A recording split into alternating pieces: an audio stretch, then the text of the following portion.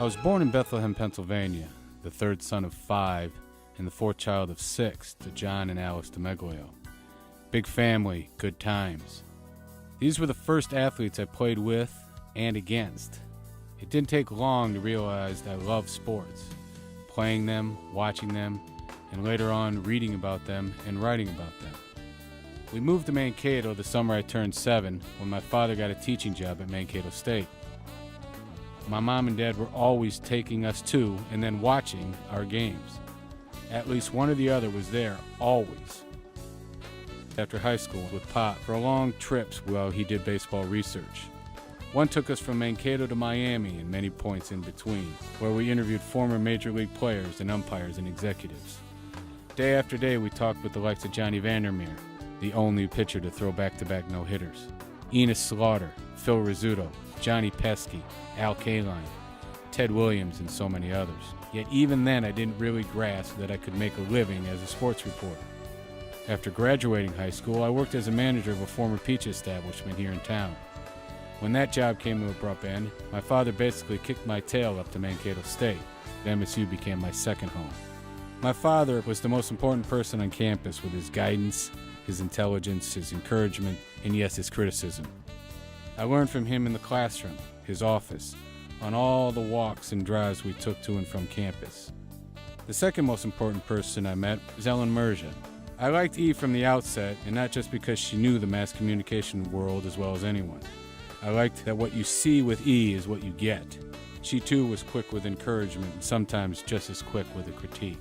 The reporter was the base on which I built my career.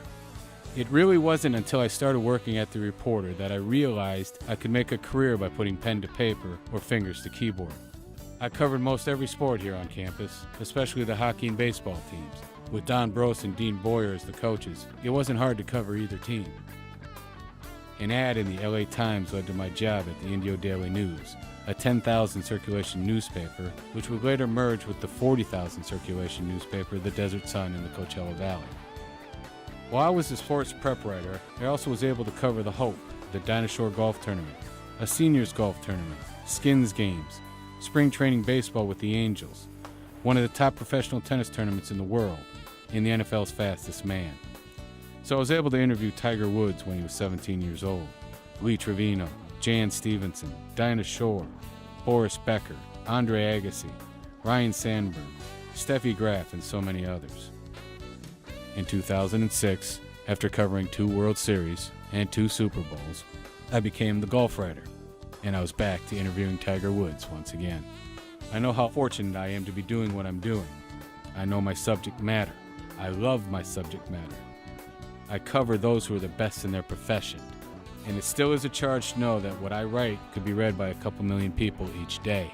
And yes, it is a charge to be walking through an airport and to see where we sell the USA Todays and on the cover of the paper is a story I've written.